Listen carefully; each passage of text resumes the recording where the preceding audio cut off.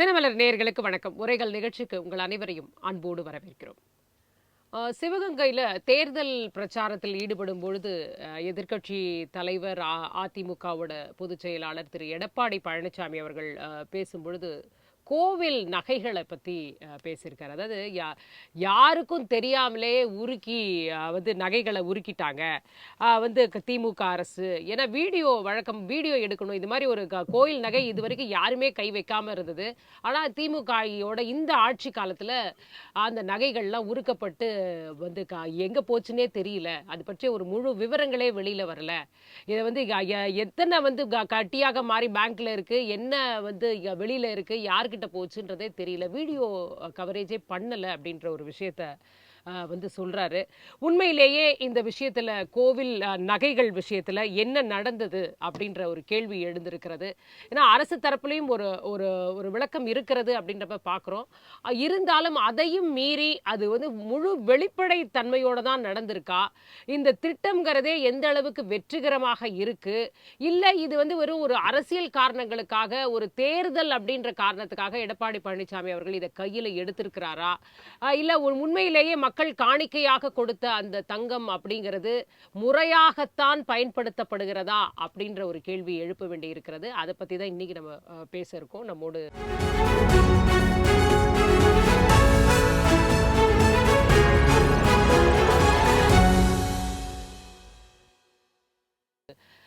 வந்து அரங்கில் இணைந்திருக்கிறார் அரசியல் விமர்சகர் திரு ஜெயக்கண்ணன் அவர்கள். வணக்கம் சார். மற்றும் இணையம் வழியாக இணைந்திருக்கிறார் பாஜகவின் ஆலயம் மற்றும் ஆன்மீக மேம்பாட்டு பிரிவிலிருந்து திரு சங்கர் அவர்கள். வணக்கம் சார். முதல்ல ஜெயக்கண்ணன் சார்ட்டு என்ன இப்படி ஒரு திட்டம், நிஜமாவே கோவில்ல மக்கள் காணிக்கையாக கொடுக்கிற தங்களுடைய இதுக்காக கொடுக்கிற ஒரு விஷயம், அதை எடுத்து அதை மாத்துறது அப்படிங்கிறதே வந்து இன்னும் முழுமையாக மக்கள் ஏற்றுக்கொண்டார்களான்னு தெரியல. இந்த திட்டத்தை செயல்படுத்திட்டு வருது திமுக அரசு. ஆனா அதுலயும் ஒரு வெளிப்படை தன்மை இல்லையோ அப்படின்னு எடப்பாடி பழனிசாமி அவர்கள் சொல்லும் பொழுது தோணுது. உண்மையிலேயே அப்படிதான் நடந்துட்டு வருதா? இது என்ன எடுக்கிறோம் என்ன வைக்கிறோம் அப்படின்றதுக்கு, ஏன்னா எல்லாமே உள்ளுக்குள்ள இருக்க ஆட்களும் இந்து சமய அறநிலையத்துறையுடைய ஆட்களாகத்தான் இருக்கிறாங்க. வேலை செய்யும் பொழுதே பெரிய ஆட்கள் வேலை செய்யறாங்க அப்படின்னும் பொழுது இதுல எப்படி ஒரு வெளிப்படை தன்மை இருக்கும்?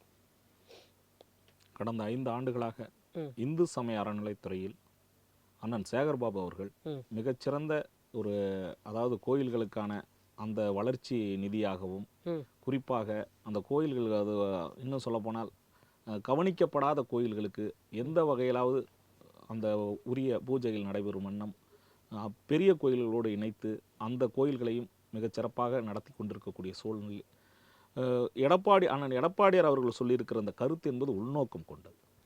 ஏன் அப்படின்னா, கடந்த 5 ஆண்டுகளாக ஒரு எதிர்க்கட்சி தலைவராக சட்டமன்றத்தில் வந்து வாய்ப்பு இருந்தும் கூட இது போன்ற எந்த ஒரு குற்றச்சாட்டையும் சொல்லாமல் இன்றைக்கு தேர்தல் என்று வருகின்ற பொழுது அது குறித்து பேசுவது என்பது, குறிப்பாக திராவிட முன்னேற்ற கழகத்தின் மீது காழ்ப்புணர்ச்சி கொண்டு இந்த முறையும் திராவிட முன்னேற்ற கழகம் தன்னுடைய வெற்றி பயணத்தை தொடரும் என்ற அடிப்படையில் எடப்பாடியார் சொல்லியிருக்கிற கருத்து என்பது வேண்டுமென்றே சொல்லக்கூடிய கருத்து. மக்களுக்கு வந்து இது மாதிரியான கோயில்கள் தொடர்பான பிரச்சனைகளை சொல்லும் பொழுது கவனம் ஈர்க்க முடியும் என்ற அடிப்படையில் எடப்பாடியார் சொல்லியிருப்பதாக நான் நினைக்கிறேன். இந்த இடத்துல நம்மோடு இணையம் வழியாக இணைந்திருக்கிறார் இந்து தமிழர் கட்சியின் திரு ராம ரவிக்குமார் அவர்கள். வணக்கம் சார். வணக்கம்மா.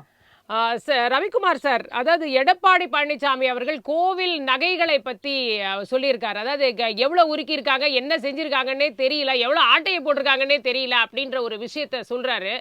ஆனா நம்ம வந்து இந்து சமய அறநிலையத்துறை வெப்சைட்லாம் போய் பார்க்கும்போது ஒரு 1074 கிலோ தங்க நகைகள் உருக்கப்பட்டு அது வந்து ஒரு 24 கேரட் தங்க பார்களாக மாற்றப்பட்டு வங்கியில வைக்கப்பட்டிருக்கிறது. ஒரு 17 கோடி அதிலிருந்து வட்டி கிடைக்கிறது அப்படின்ற விஷயங்கள் அதுல நம்ம பார்க்கிறோம். அப்ப இது வந்து நிஜமாகவே ஒரு போகிற போக்குல ஒரு குற்றச்சாட்டை வைத்திருக்கிறாரா எடப்பாடி பழனிசாமி அவர்கள், இல்ல உண்மையிலேயே இந்த மாதிரி நடந்திருக்கா? தமிழ்நாடு அரசு ஒரு பார் நடத்துற அரசு, அதனால எதை பார்த்தாலும் அது பாரா ஆக்கக்கூடியதுதான் அந்த அரசு. அதாவதுங்க, கோவிலுக்கு பக்தர்களுக்கு கொடுக்கக்கூடிய காணிக்கையாக கொடுக்கக்கூடிய அந்த ஆபரணங்கள், ஒரு வெள்ளி பொருட்கள், என்னுடைய பிரார்த்தனை நிறைவேறுச்சுன்னா, உதாரணமா நான் ஒரு வேல் கொடுக்குறேன்னு வச்சுக்கோங்க, அது எனக்கான பிரார்த்தனை. ஒரு சில பேர் திருமணம் ஆகல, அவங்களுக்கு திருமண வேண்டிய காணிக்க போடுவாங்க. அப்படி ஒரு வளையல் போடுவாங்க, குழந்தைகளுக்கு பிரார்த்தனை போடுவாங்க. இப்படி பக்தர்கள் எந்த நம்பிக்கையோடு இறைவனுக்கு செலுத்தக்கூடிய காணிக்கையை முழுக்க முழுக்க முழுக்க ஒரு நகைக்கடை வியாபாரி மாதிரி, ஒரு ஜுவல்லரி ஷாப் மாதிரி வச்சு இவங்க பார் நடத்துற அரசு வெள்ளி பார் கோல்டு பார்லாம் ஆக்கி அது பார் ஹிந்தியில சொல்லுவாங்க மேலும் மேலும் அப்படிம்பாங்க. அது பாம்பேல போய் அடகு வச்சுட்டானுவோம். அடகு வச்சு கிட்டத்தட்ட 17 கோடி ரூபாய் வந்துருச்சு அப்படிங்கிறான். நல்ல வேலை சாமி அடகு வைக்காம விட்டானுவோல. இப்போ இல்ல இல்ல அதுல இருந்து தான் கோவில்களுக்கான செலவு பண்றோம் நாங்க. பராமரிப்பு செலவாகட்டும் இல்ல கோயில் திருப்பணிகள் ஆகட்டும் எல்லாமே செய்யறோம். அதுக்கு அந்த பணம் உதவும். சும்மா இருக்கிற தங்கத்தை எடுத்து நாங்க பயன்படுத்தி இந்த மாதிரி கோயிலுக்கு செலவழிக்கிறோம் தானே சொல்றாங்க. அப்ப நோக்கம் நல்லதா தானே தெரியுது. அம்மா இந்த அரசாங்கம் திருட்டு அரசாங்கம். ஏன் நான் குற்றம் சொல்றேன்னு கேளுங்க. இந்து சமய அறநிலையத்துறை என்பது ஒரு மதசார்பற்ற அரசுடைய இந்து கோவில்களை ஆளுகைக்கு கீழ் வைப்பது என்பதே சட்டவிரோதம். முதல் பாயிண்ட். இரண்டாவது, ஒவ்வொரு கோவிலுக்குமான ஓனர் உரிமையாளர் அந்தந்த கோவில் இருக்கக்கூடிய டெய்டி இறைவன் இறைவி. ஆனால் மசூதியை கையில வச்சுக்காத இந்த அரசாங்கம், சர்ச்சை கையில வச்சுக்காத இந்த அரசாங்கம் இந்து கோவில் சொத்துக்கள் மேல நகலட்டு மேல மட்டும் இவ்வளவு கண் வைக்குதுன்னு சொன்னா இது அலிபாபாவும் 40 திருடர்களும் அந்த அரசாங்கம் இது. ஏன் நான் சொல்றேன், கோவிலுக்கு பக்தர்களுக்கு கொடுக்கக்கூடிய காணிக்கை பணம் என்பது பக்தர்கள் கோவில் வளர்ச்சிக்கு கொடுக்கிறாங்க. அதை எடுத்து வணிக வளாகம் கட்டுற, கல்யாண மண்டபம் கட்டுற, பெருந்திட்ட வளாகம் கட்டுறேன்னு சொல்லிட்டு கோவிலுடைய பழமையை தொன்மையை அழித்து பல கோவில்கள்ல இந்த அரசாங்கம் பண்ணிருக்கு. நான் நீதியை நாடி கல்யாண மண்டபம் கட்டுறது மட்டுமல்லாது 5 ஆண்டுகள் சட்டமன்ற அறிவிப்புகளுக்கு தடையாணை பெற்று உச்ச நீதிமன்றத்துல வழக்கு நிலுவையில் இருக்கு. அதை நான் தொடுத்த வழக்கு. அதனால ஒரு 1000 கோடி ரூபாய இந்த அரசாங்கம் உண்டியல் பணத்தை காணிக்க பணத்தை எடுக்க முடியாம தடுத்து வச்சிருக்கோம். ஒண்ணு. ரெண்டாவதுங்க, நீங்க எல்லாத்தையும் நான் வட்டிக்கு விடுறேன்னா நீ கோவில் வழிபாட்டு தலமா வச்சிருக்கியா, வட்டி கடை நடத்துறியா? இந்த அரசாங்கத்தை நான் கேட்கிறேன். எந்த ஒரு நோக்கமும் கிடையாதுங்க. இவன் இந்த அரசாங்கம் பதவியேற்று தொடங்குறது 5 வருஷம் ஆச்சு. இன்னொரு 10 காமத்து சர்க்கார் தான். இந்த 5 வருஷத்துல ஆட்சிக்கு வருவதற்கு முன்பாக இந்த கோவில்கள்ல இருந்த இருப்பு பணம் எவ்வளவு, ஆட்சி முடிஞ்ச பிறகு இந்த கோவில்கள் இருந்த இருப்பு பணம் அதாவது டெபாசிட் எஃப்டி எவ்வளவுன்னு சொல்லி ஒரு வெள்ளரிக்கை வெளியிடுவானோனா, உண்டியல் வருது, சாமி இருந்த இடத்துல இருக்கிறாரு, பழனியா இருக்கட்டும், சமயபுரமா இருக்கட்டும், ஸ்ரீரங்கமா இருக்கட்டும், திருவண்ணாமலையா இருக்கட்டும், எல்லா கோயில் உண்டியல் போல வருது.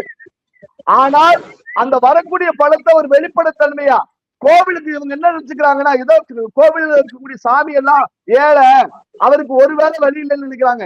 சாமியில கிரேடு பிரிக்கிறான். A grade, B grade, C grade, D grade. கோடி ரூபாய் சாமி, லட்ச ரூபாய் சாமி, 1000 ரூபாய் சாமின்னு பிரிக்கிறான். இந்த கோவிலுக்கு எடுத்து கன்ஸ்ட்ரக்ஷன் கட்டுறது, கட்டுமானங்கள் கட்டுமானம் கட்டுவோம், கமிஷனை வெட்டுவோம். இதுதான் இந்த அரசாங்கம்.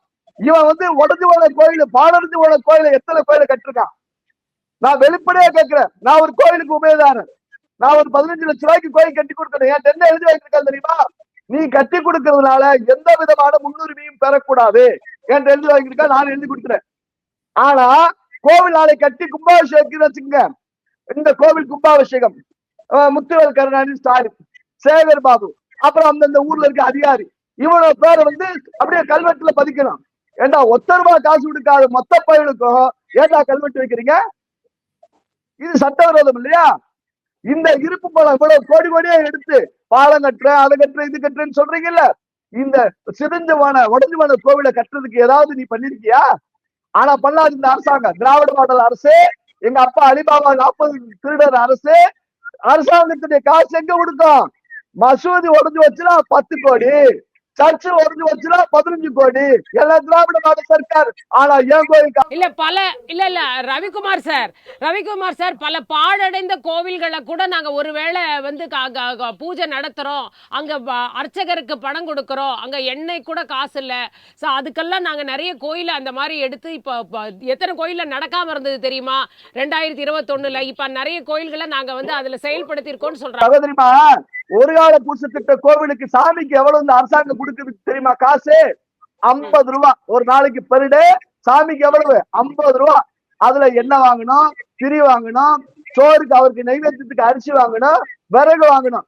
50 ரூபாய் காசு கொடுத்து சாமிக்கு நைவேத்தியம் பண்ணிக்கன்னு சொல்லி ஐயருக்கு ஒரு 1000 ரூபாய் 1500 ரூபாய் அனுப்பிச்சுட்டு என்ன பண்ணுதுன்னா பெரும் சொத்து கொண்ட அந்த கோவிலை ஏழையாவே வச்சிருக்குமா? நான் கேட்கிறேன், முதலமைச்சருக்கு 1500 ரூபாய் கொடுத்துருவோம், 1500 ரூபாய் 300 ரூபாய் கொடுத்துருவோம், அந்த மனுஷன் 3000 ரூபாய் வச்சுட்டு சோறு தின்றுவாரா? சரி, நியாயமான கேள்வியில கேட்டிருக்கீங்க. நான் திரும்ப வரேன். சங்கர் சார், இந்த இடத்துல எடப்பாடி பழனிசாமி அவர்கள் நிஜமாகவே இதை பத்தி ரொம்ப பேசல பார்க்குறோம். நம்ம நிறைய இடத்துல பேசவே இல்லை. இப்போ தேர்தல் பிரச்சாரம் அப்படின்னு வரும்பொழுது இதை கையில் எடுக்கிறார் அப்படின்னா ஏன் இதை நிஜமாவே பேச வேண்டிய இடம் சட்டமன்றம் தானே? ஜெயக்கண்ணன் அவர்கள் கேட்டதுலேயே ஒரு நியாயம் இருக்குது தானே. அங்கே பண்ணாமல் இங்கே பண்ணுறாங்க அப்படின்னா இது ஒரு காழ்ப்புணர்ச்சி காரணமாக ஒரு உள்நோக்கம் கொண்டதாக தானே இந்த ஸ்டேட்மெண்ட் அமைஞ்சிருக்கு. ஏன்னா எவ்வளோ ஆட்டையை போட்டாங்கன்னு தெரியலங்கிறாரு. வந்து வீடியோ மூலமாக இதெல்லாம் அவங்க வீடியோ படுத்தியிருக்கணும், ஆனால் இதை பண்ணலைங்கிறாரு. ஆனால் ஒரு கமிட்டி அமைச்சிருக்கிறாங்க, அதில் வந்து ரிட்டையர்டு வந்து நீதியரசர்கள்லாம் கூட இருக்காங்கன்னு சொல்லப்படுது. எல்லார் முன்னிலையிலும் தான் இந்த தங்கத்தை எடுத்து சுத்தம் செஞ்சு உருக்கி வெயிட் பார்த்து தான் எடுத்துட்டு போறாங்கன்னு சொல்லப்படுது. அப்ப இது எதுவுமே நடக்கலன்னு சொல்றீங்களா? வெறும் இது குற்றச்சாட்டா, வெறும் ஒரு காழ்ப்புணர்ச்சி கொண்டதா தானே இந்த ஸ்டேட்மெண்ட்டை பார்க்க முடியும்? காத்துல கயிறு திரிக்கிறவங்களை பார்த்திருக்கீங்களா? காத்துல கயிறு திரிக்கிற திமுகவுக்கு எடப்பாடி பழனிசாமி அண்ணன் கேள்வி கேட்கல, நீதிமன்ற உத்தரவை மீறினதை சுட்டி காட்டியிருக்காரு. ஒவ்வொரு அந்த கோவில்லையும் அறங்காவலர்கள் முழுசா இருக்கும் பொழுது மட்டும்தான் அறங்காவலர் முன்னிலையில தான் இந்த நகைகளை கணக்கெடுக்கணும். இதுவே இந்த நகைன்னு உள்ள போனதே திருட்டு வேலை. அந்த வேலைக்கு நான் சொல்றேன், அண்ணன் வந்திருக்காரு பாவம், அண்ணனுக்கு சேகர் பாவம் அண்ணனுக்கு வக்காலத்து வாங்க, அவருக்கு ஒரு கஷ்டம்னா அவங்க வீட்டுக்கார அம்மா நகை கொடுத்த உடனே அம்மா கொடு, நான் இதை உருக்கி பாராக்கி அடகு வச்சு மீட்டு உருக்குனதை திருப்பி நகையா மாத்தி செய்கூலி சேதாரம் போட்டு உன் கழுத்துல போடுன்னு அண்ணன் சொல்லுவாரா? என்னம்மா இது? கோவிலுக்கு நாங்க என்ன செய்யறோம்? என் தெய்வத்தை ஏன் நகையால் அலங்கரிக்க பார்ப்பனா அதை நான் பயன்படுத்தாத நகைன்னு சொல்லி பார் கணக்குல போட்டு 17 கோடிக்கு கமிஷன் வாங்குவனா? எங்களுக்கு தெரியாத நினைச்சிட்டாரா சேகர் பாபா என்ன கமிஷன் வாங்குறாருன்னு? 1 லட்சம் ரூபாய் டெபாசிட் பண்ணா அந்த ஏஜென்ட் எவ்வளவு கமிஷன் கொடுக்குறான்னு உங்களுக்கு தெரியுமாமா? 1 கோடி ரூபாய் டெபாசிட் கொடுத்தா என்ன கொடுக்குறான்னு தெரியுமா? 1000 கோடி ரூபாய் நீங்க டெபாசிட் கொடுத்துருக்கீங்க, எத்தனை கமிஷன் உங்களுக்கு வந்திருக்கு தெரியுமா? கேவலம் கமிஷனுக்காக எங்களுடைய படைப்பை, எங்களுடைய பகவானுக்கு நாங்க படைச்ச அந்த நகைகளை உருமாத்தி எங்க வேண்டுதலுக்கு உண்டான அந்த நகைக்கு உண்டான முகாந்திரத்தை அழிச்சிட்டு, அதுவும் யாரை வச்சு பண்ணிட்டு இருக்கீங்க? அறங்காவலர். எந்த அறங்காவலர்? அண்ணாமலையார் கோயில டிஸ்குவாலிபிகேஷன் பண்ண அந்த மாதிரி ஜால்ரா அறங்காவர்கள். எந்தையாவது ஒரு கோவில்ல இந்த திமுக அரசு ஒரு நியாயமான பக்தன் அறங்காவலரா போட்டுச்சுன்னு சொல்லுங்கம்மா. கேவலம் எடுபிடிகளை போடுறது, திருட்டு கும்பலை போடுறது, அந்த இடத்துல சொத்துல கொள்ளடிக்கிறவனை போடுறது, இப்படி எல்லாம் போட்டுட்டு இருக்கு. அம்மா, ஒரு கோவில்ல நகையை மட்டும் நீங்க கொள்ளடிக்கலாமா? இந்த திமுக அரசு வச்சிருந்த டெபாசிட்டையும் காலி பண்ணிருக்கீங்க. 100 கோடி 150 கோடி 30-40 வருஷமா செஞ்சத நீங்க எப்படி காலி பண்ணிருக்கீங்க? கன்ஸ்ட்ரக்ஷன் கட்டுறோம், அலங்காரம். அது நீ கட்டுறது எப்படி கட்டுற? புதுசா ஒரு கோவில் கட்ட மாட்டேன், கோவில் வாசப்படியில நீ அலங்கார வளைவு கட்டுவ. கேவலமா இல்லமா? கோவிலுக்கு நீ கொண்டு போய் ஒவ்வொரு கோவிலா கொண்டு போய் நீங்க நெய் கொடுக்குறேன், நாங்க ஒவ்வொரு கோவிலுக்கும் நாங்க விளக்கு ஏத்துறேன்னு சொல்லியிருக்க. ஏதோ ஓன் திட்டமா? அம்மையார் காலத்துல ஒரு கால பூஜைக்கு அவங்க போட்ட திட்டம். அதை ஒன்னால முழுசா தொடர முடியல. உன்னால ஒரு கோவிலாவது நாங்க ஆட்சிக்கு வந்து புதுசா இந்த திட்டத்துல சேர்த்தோம், நாங்க இதுக்கு 100 ரூபாய் கூட கொடுத்திருக்கோம், இல்ல இந்து கோவில் எங்க கிட்ட ஒப்படைச்சிருக்காங்க அந்த 4000 கோயில் குடமுழுக்கு நடத்திருக்கோம், 4000 கோயில் குடமுழுக்கு நடத்திருக்கோம், பல ஏக்கர் நிலங்களை மீட்டிருக்கோம், இதெல்லாம் அவங்களுடைய சாதனைகளா போட்டிருக்காங்க. இப்ப கொடுத்திருக்க தேர்தல் அறிக்கையில 5000 கோயிலுக்கு குடமுழுக்கு பண்ணுவோம்னு சொல்லியிருக்காங்க. அடுத்தது காலையில டீ கடையில ஒருத்தர்கிட்ட இந்த மாதிரி பேசிட்டு இருக்கும்போது அவர் சொன்னாருமா, நீங்க வக்கீலா இருக்கீங்க, வார்த்தையை அளந்து பேசுறேன், தயவு செஞ்சு நீங்க வாங்கி கட்டிக்காதீங்க, சேகர் பாபு செஞ்ச செயலை நியாயப்படுத்துற மாதிரி பேசின்னு சொன்னாரு. என்ன சொன்னாரு? குடமுழுக்கு ராம ரவிக்குமார சொன்ன மாதிரி 1 ரூபாய் ஒரு இந்த இந்து சமய அறநிலையத்துறை செலவு பண்ணிருக்குன்னு சொல்லுங்க. ஒரு இடத்துல திருச்செந்தூர்ல ஆரம்பிச்சு ஸ்ரீரங்கம், இங்க இப்ப இருக்கக்கூடிய இப்ப ஆதி திருவரங்கத்துல ஒரு குடமுழுக்கு பண்ணாங்க அவசரமா. இந்த ஒரு மாச காலத்துல மட்டும் கிட்டத்தட்ட 500 குடமுழுக்குகள். எதனால? கேவலம் கல்வெட்டுக்காகவும் நீங்க வச்சிக்கக்கூடிய கணக்கு வழக்குக்கு இந்த குடமுழுக்க ஒரு ஆதாரமாக்குறதுக்காகவும். கொள்ளடிக்கிற பணத்துக்காகவா குடமுழுக்கு? சொல்லுங்க. திருவண்ணாமலையில தேர்வு செய்கிறேன்னு 70 லட்சம் ஒருத்தங்கிட்ட வாங்கியிருக்க. ஆனா கோவில்ல இருந்து பணம் போன மாதிரி எழுதியிருக்க. திருச்செந்தூர்ல 70 கோடிக்கு நீ செலவு செஞ்சிருக்க. எத்தனை கோடி கணக்குல காட்டியிருக்க, எத்தனை கோடி நீ டொனேஷன் வாங்கியிருக்க. உன்னால வெளிப்படையா சொல்ல முடிஞ்சா சொல்லுங்கம்மா. இந்த கோவில்ல இருக்கக்கூடிய நகைகளை தொடர்றதுக்கு உனக்கு அருகதை இருக்கா? இதனாலதான் சொன்னேன், டெபாசிட்ல எவ்வளவு கமிஷன் அடிக்க முடியும், கோவில்ல இருக்கக்கூடிய அந்த நகைகளை உருக்குனா எவ்வளவு எனக்கு வரும், ஏன் பின்னாடி இருக்கக்கூடிய சங்கதிக்கு வரும். இதை எல்லாத்தையும் தாண்டி ஒரு அசைவிலையும் திமுக காரன் இந்த ஆட்சியில கொள்ளடிக்கிறத தவிர வேற சிந்தனையே இல்லாமல் வேலை செஞ்சா. நான் சாட்சி சொல்றேன். அண்ணாமலையார் கோயில் வாசப்படியில 6.5 கோடிக்கு அந்த மந்திரி ஏவாவேலு அடிக்கல் நாட்டினான். அது நியாயம் தானா? மரியாதை குறைவா பேச வேண்டாம் நம்ம. இல்ல அவர் அண்ணன் சொல்லக்கூடிய கருத்துக்களை நான் சொல்லிட்டேன். வணிக வளாகம் கட்டுவீங்களா சொல்லுங்க. பக்தர்கள் லட்சக்கணக்குல வரான். அவனுக்கு நீங்க ஒரு பாத்ரூம் டாய்லெட் கட்டி கொடுக்க உங்களுக்கு நினைவில்லை. ஆனா வணிக வளாகம் வேணும், உன் கட்சிக்காரனுக்கு ஒதுக்கணும், 30 லட்சம் ரூபாய் கமிஷன் வாங்கி செட்டில் ஆகணும், அவனை காலத்துக்கு அந்த இடத்துலயே நிலையா நிக்க வைக்கணும். இந்து என்ன எங்க வீட்டு எங்களை இந்து சமையலுடைய சுட்டுகளை பார்த்தா மட்டும்தான் உங்களுக்கு இப்படி தோணுதா? Right, okay okay sir. அவங்க 2 பேரோட கேள்வியோட இது இந்து சமய கோவில்கள் அப்படின்னாதான் பல திட்டங்கள், புது புது திட்டங்கள்லாம் வருதா, இப்படி எல்லாம் தோணுதா, ஏன் நிஜமாவே மிச்சக்கெல்லாம் கொடுக்கறது மட்டும் தான் வருது, அங்கிருந்து எதுவுமே வாங்குறதுக்கு எதுவுமே இல்லையா, அங்கெல்லாம் ஏன் கையே வைக்க மாட்டேங்கிறீங்க, இங்க மட்டும் ஏன், எங்களுக்கு மட்டும் ஏன் இது நிகழுதுன்ற அந்த ஆதங்கத்துல அவங்க கேள்விகளை அடுக்குறாங்க. முதல்ல பேசின அண்ணன் ராம ரவிக்குமார் அவர்களுக்கு பதில சொல்லுங்க.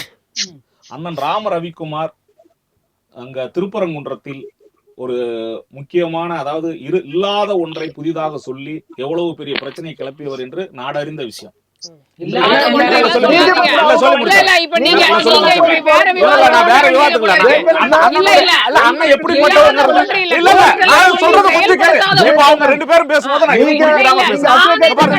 என்னுடைய கருத்துக்களுக்கு நீங்க பாருங்க, அவர் சொல்லி முடிச்சறேன். அவர் சொன்ன இடம், நான் சொல்லி முடிச்சேன். அவர் சொன்ன இடம் தொல்லியல் துறை மூலமாக அது வந்து குறியீட்டு அளவீட்டு கல் என்று உறுதி செய்யப்பட்டிருக்கிறது. அதை முதல்ல அவர்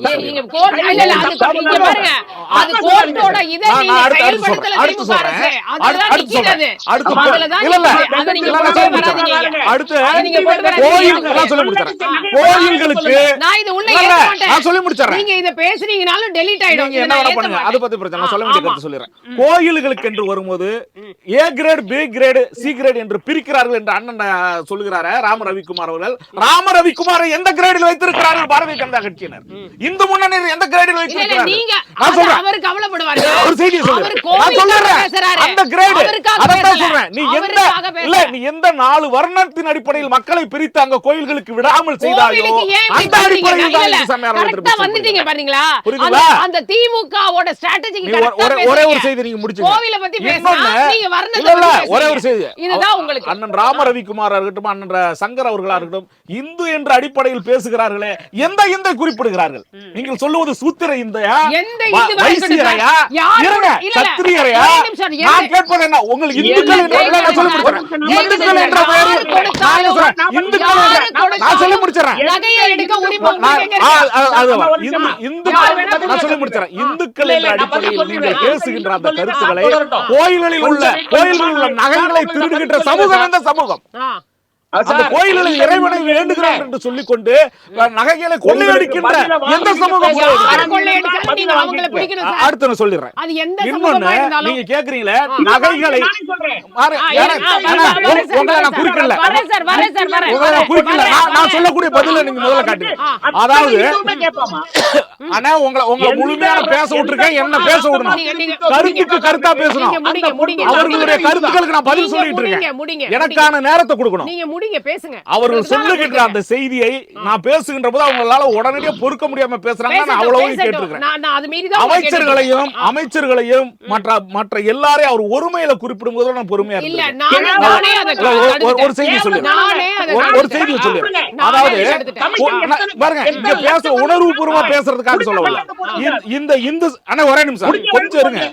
இந்து சமூகத்தில் இருக்கக்கூடிய கோயில்களை இந்து சமய அறநிலையத்துறை என்று வழங்கப்பட்டிருக்கிறது. ஆனா இருங்க, இந்து சமய அறநிலையத்துறை என்று வழங்கப்பட்டிருக்கிறது. நீங்க பேசலாம், பேச முடியாது. நீங்க பேசலாம், பேச முடியாது.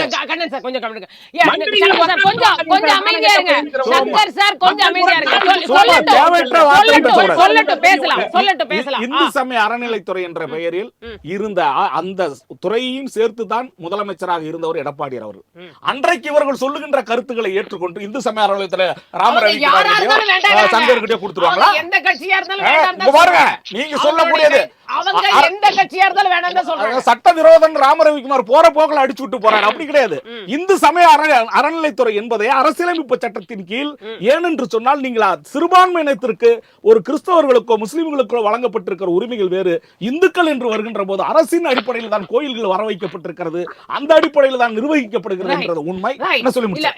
இன்னொன்னு நகைகளுக்கு சொல்றேன். நகைகளை பார போட்டு பாருன்னு சொல்லி அண்ணன் ஒரு பெரிய விஷயமா சொல்றாரு. நான் சொல்லக்கூடிய செய்தி உங்களுக்கு நல்லா தெரியும். ஆபரண தங்கத்தின் மதிப்பு வேறு.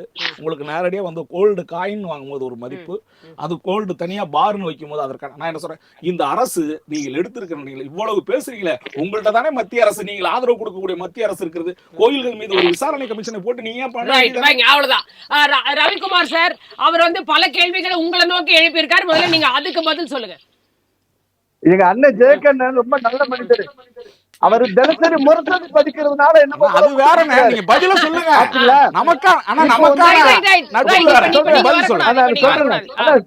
நம்மால்தான் நீங்க, நம்ம கிரேட் தான் நீங்களும். இப்போ எங்க ஐயா என்ன சொன்னாங்கன்னா, திருப்பரங்குன்ற சப்ஜெக்ட் அவர் வழக்கறிஞர். நீதியரசர்கள் கொடுத்த உத்தரவை சர்வே கல்லுன்னு சொல்லி எங்க அக்கா கனிமொழி சொல்லுச்சு. அந்த அம்மா பெரிய சர்வே கல் ஆராய்ச்சியாளரா. தீபத்து ஒண்ணு கொடுத்தாச்சு, தீர்ப்பு அவமதிக்கும் வகையில பேச வேணாம். ஒரு நீதிமன்றம் கொடுத்த உத்தரவை நிறைவேற்ற வக்கற்ற இந்த திமுக அரசு. கோவிலுடைய சொத்துக்களை மீட்டு கொடுத்தது இந்த ராமரவிக்குமார். உங்களுக்கான உரிமைய மலையில இருக்கக்கூடிய அந்த எல்லையை போய் மீட்டு கொடுத்தது நாங்க. கோயில் அடிமை வேலை செஞ்சுட்டு இருக்க இந்த ராஜா பட்டர் போன்று ஒரு கேவலமான சொத்து இல்லைன்னு சொல்லக்கூடிய இழிபிரிவு நான் கிடையாது.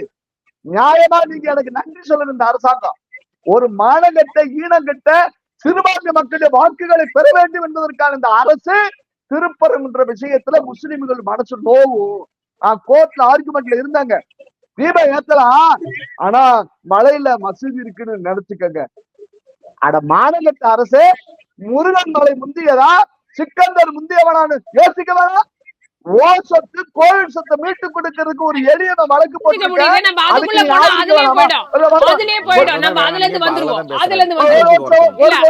நீங்க போனதுனாலதான் அவர் போறாரு. நம்ம வந்துருவோம், திருப்பரங்குன்ற சப்ஜெக்ட்ல இருந்து வந்துருவோம். நீங்க இப்ப கோவில் நகைக்குள்ள வருவோம். சொல்லுங்க நீங்க.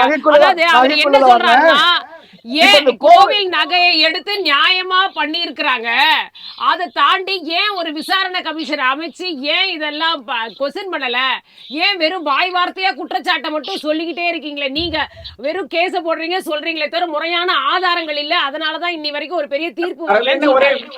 ஒரே நிமிஷம் இருங்க அம்மா, உங்களுக்கு ஆதாரம் தான் நம்ம கேட்டீங்க.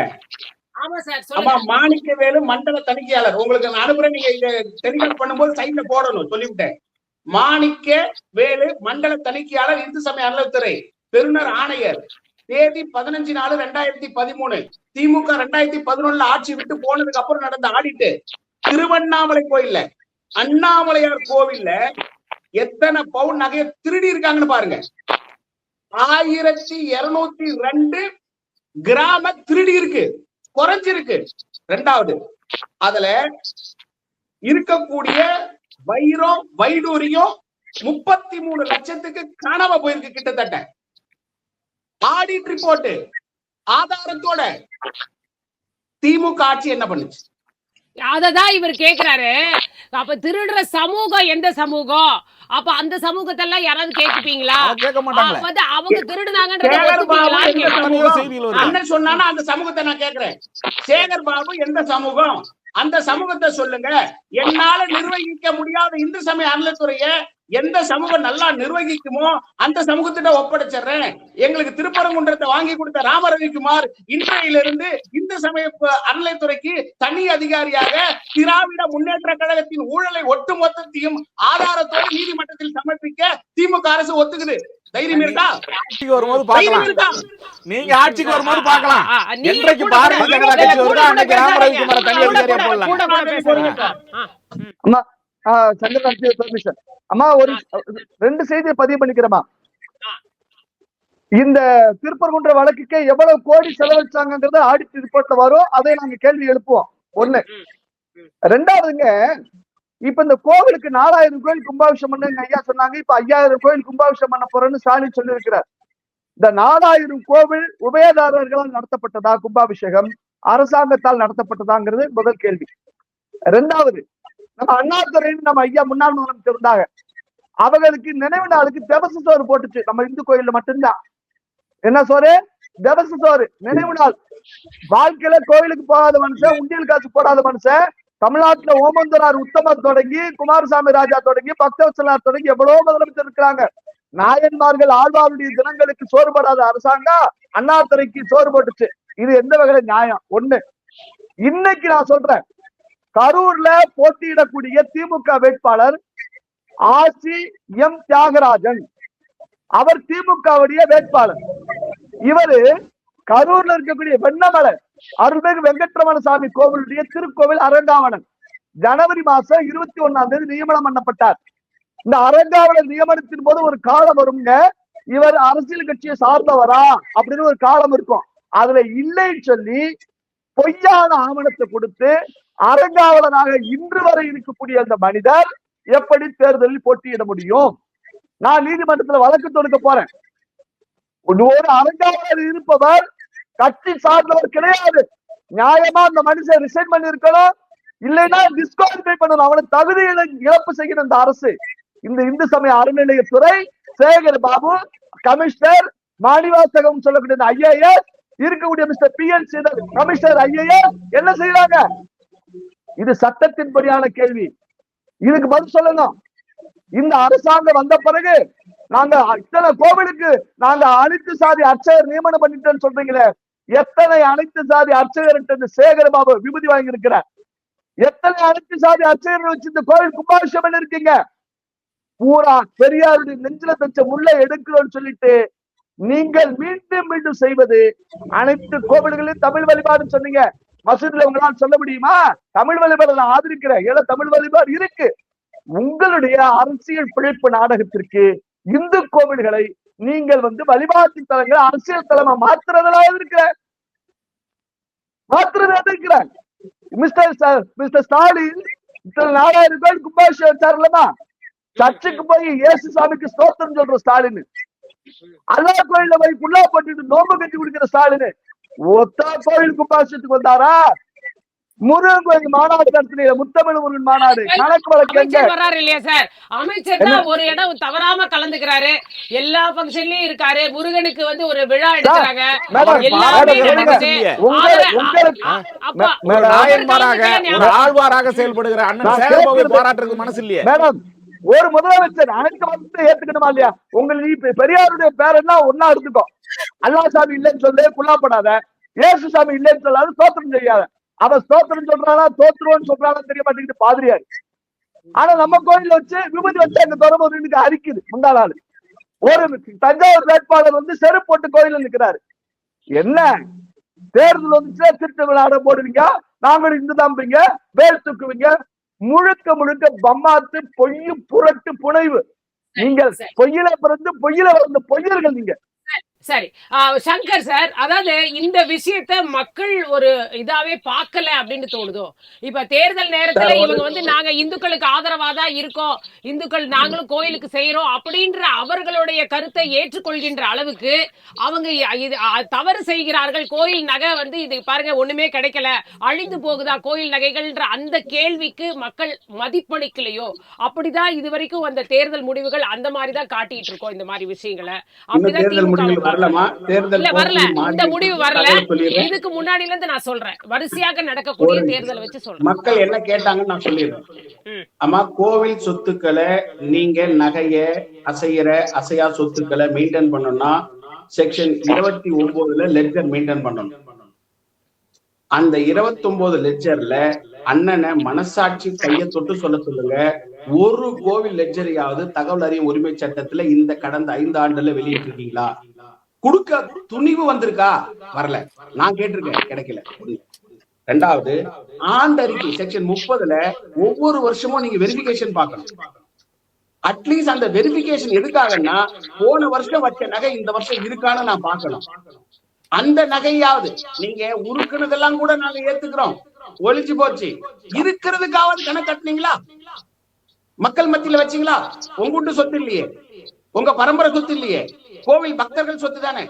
அந்த கோவில்ல என்ன இருக்குன்ற லெக்சரை ஏமா வெளியே விட மாட்டேன்றீங்க? உங்களுக்கு ஆடிட்டிங்ல தெளிவா 92 93 ரொம்ப தெளிவா சொல்றாங்க. நீங்க வருஷம் ஆடிட் பண்றீங்க.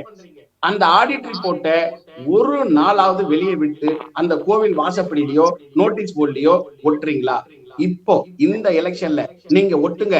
நான் அனுமதி வாங்கி, பாரதிய ஜனதா கட்சியுடைய அனுமதி வாங்கி நிச்சயம் திமுக பிரச்சாரம் வர ஒரே ஒரு ஆடிட் ரிப்போர்ட்டை ஒட்டுமா? இது செய்ய முடியுமான ஒரு சவால் விடுறாரு. விடாததுக்கு காரணம் என்னன்னு நினைக்கிறீங்க? நிஜமாவே ஏன் ஒரு வெளிப்படை தன்மை இருக்குன்னா ஒரு கோயிலுக்கு நடத்துற ஆடிட்டா ஏன் அவர் சொல்ற மாதிரி வெளியிடக்கூடாது? ஏன்னா இது கடைசி கேள்வியா வைக்கிறேன், டைம் இல்ல எனக்கு. எங்க அண்ணன் ராம ரவிக்குமார் ஆகட்டும், என்னுடைய அண்ணன் திரு சங்கர் அவர்களா இருக்கட்டும், அவர்களுடைய உணர்வுகள் என்பது எப்படி இருக்குன்னா, நான் இந்த இந்து மதத்தில் இருக்கக்கூடிய சொத்துக்களை இந்த அரசு களவாடுகிறது, இந்த அரசு தவறாக பயன்படுத்துகிறது, இது போன்ற செய்திகளின் அடிப்படையில் அவர்கள் பேசுகின்ற செய்தி என்பது எப்படி இருக்குன்னா, நாங்க இந்துக்களை வணங்குகிறோம், எங்க பாரதிய ஜனதா கட்சிக்கு ஏன் ஓட்டு போடல அப்படி எல்லாம் கேட்கலாம். இல்ல, ஒரு செய்தி முடிச்சாங்க. அதற்கான நேரடி பதிலாக சொல்ல முடியாதனால திராவிட முன்னேற்ற கழகம் திருட்டு கும்பல், திராவிட முன்னேற்ற கழகம் களவாடுகிறது இப்படிங்கிற செய்தி திருடல, அங்க எதுவுமே நடக்கலன்னா வெளிப்படை தன்மையா இருக்கலாம். ஒரே ஒரு செய்தியை நான் ரொம்ப காலத்துக்கு முன்னாடி எல்லாம் போவேன். கடந்த 5 ஆண்டுகளாக நான் என்ன சொல்றேன், அவங்க எந்த மதத்தை பின்பற்றுறாங்களோ, எந்த இயக்கத்தை பின்பற்றுறாங்களோ இருக்கட்டும், ஒரு அமைச்சராக நான் என்ன கேட்கிறேன், அண்ணன் சேகர் பாபு மீது உங்களுக்கு விமர்சனங்கள் இருக்கு. ஒரு தனிப்பட்ட நான் சொல்றேன், ஒரு பகுத்தறிவு பேசுகின்ற இயக்கத்தில், ஒரு பகுத்தறிவை சொல்லிக் கொடுக்கிற இயக்கத்தில் இந்து மத உணர்வுகளை என்றைக்குமே அவங்க பின்படுத்தக்கூடிய ஒரு இயக்கம் அல்ல. அந்த இயக்கத்திலிருந்து ஒரு அமைச்சராக அவர் அதிமுக எந்த கட்சியில இருந்து, அதுவும் திராவிட இயக்கம். அங்க எல்லாருமே காலகாலமா திராவிட முன்னேற்ற காலத்துல 80% இந்துக்களை பின்பற்றுகிறார்கள். அதுல எந்த மாற்றம் கிடையாது. எப்பவுமே சொல்றேன், இது மதம் நீங்க அரசியலா இதை கலக்க வேண்டாங்கிறதுக்காக சொல்றேன்.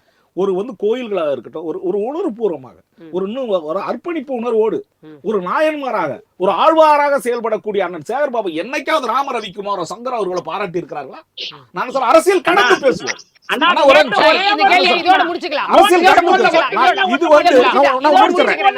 ராம ரவிக்குமாரா இருக்கட்டும், சங்கராக இருக்கட்டும், அண்ணன் எடப்பாடியாரா இருக்கட்டும், தேர்தல் நேரத்தில் இது போன்ற பிரச்சனை கலைப்போது என்பது திராவிட முன்னேற்ற கழகத்துக்கு இந்துக்களை எதிராக திருப்பக்கூடிய ஒரு மாதம் ரவிக்குமார் சார் பதில் சொல்லுங்க சார்.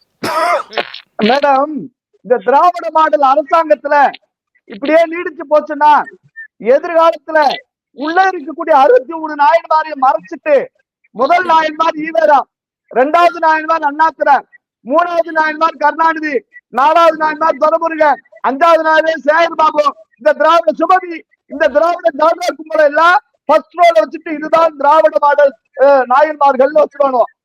அது ஒழிஞ்சு போட்டோம். இப்போ வயலூர் கோவில்ல 6 மாசத்துக்கு முன்னாடி கும்பாபிஷேகம் நடந்துச்சு. கருவறையில் இருக்கக்கூடிய எங்க முருகப்பெருமானுடைய அந்த திருமேனி ஆடுது, எங்க அம்மாவுடைய திருமேனி ஆடுது. நான் சொல்றது சத்தியம் சத்தியம் சத்தியம். அந்த லட்சணத்துலதான் நீங்க கும்பாபிஷேகம் பண்ணிருக்கீங்க.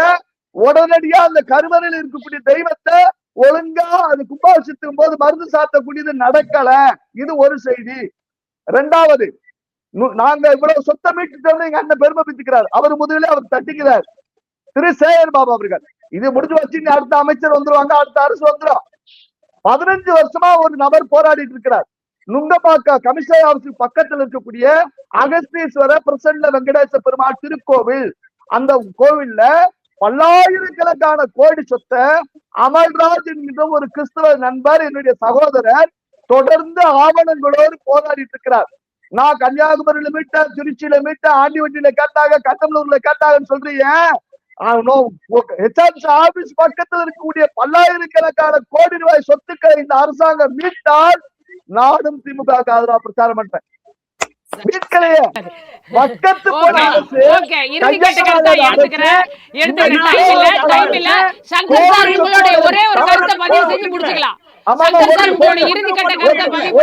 ஒரு செகண்ட்.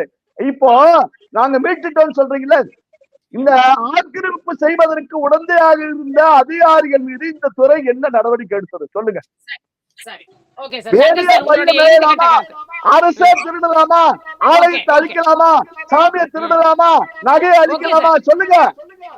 நியாயமான கேள்விதான். சொல்லுங்க சங்கர் சார், உங்களுடைய இறுதி கட்ட கருத்து. அம்மா, அகத்தீஸ்வரர் கோவிலுக்கு உச்ச நீதிமன்ற வழிகாட்டுதல தீர்ப்பை அமல்படுத்த சொல்லி மனு கொடுத்து உட்கார்ந்துட்டு இருக்கிறவர்ல நானும் ஒருத்தன். அண்ணன் இவங்க சொல்றீங்க இந்த இந்து சமய அறநிலைத்துறைய புனிதமா எங்க அண்ணன் சேகர் பாபு அண்ணன் காப்பாத்திட்டாரு, அவரு ஒரு மண்டல விரதம் இருந்து ஐயப்பன் கோயிலுக்கு போயிட்டு வராருன்னு. தயவு செஞ்சு அந்த முகமூடிய கழட்டிடுங்கண்ணா. HRNC சம்பந்தப்பட்ட காரை கோவிலுக்கு அனுப்பிடுங்கண்ணா. எலெக்ஷன் கோட் வந்துருச்சுன்னா அந்த டிரைவரை, உங்க வீட்டுல இருக்கிற பியூனை கோவில் ஸ்டாப்னு போட்டுட்டு அங்க வீட்டுக்கு உட்காந்து மரத்தையும் உங்க காரையும் தொடச்சுக்கிட்டு இருக்க வேலைக்காரனை எல்லாரையும் கோவிலுக்கு திருப்பி அனுப்பிடுங்கன்னா. எலெக்ஷன் கமிஷன் வந்துற போது தயவு செஞ்சு எங்க அண்ணன் சேகர் பாபு மட்டும் இல்ல, உள்ளூர் மந்திரில இருந்து உங்க ஒட்டுமொத்த மந்திரிக்கு தகவல் சொல்லிடுங்க. உங்க ஏஜென்ட் பூரா கோவில் ஸ்டாப்ன்றதை ஞாபகப்படுத்திடுங்க. மிக்க நன்றி உங்க மூவருடைய கருத்துக்களுக்கு.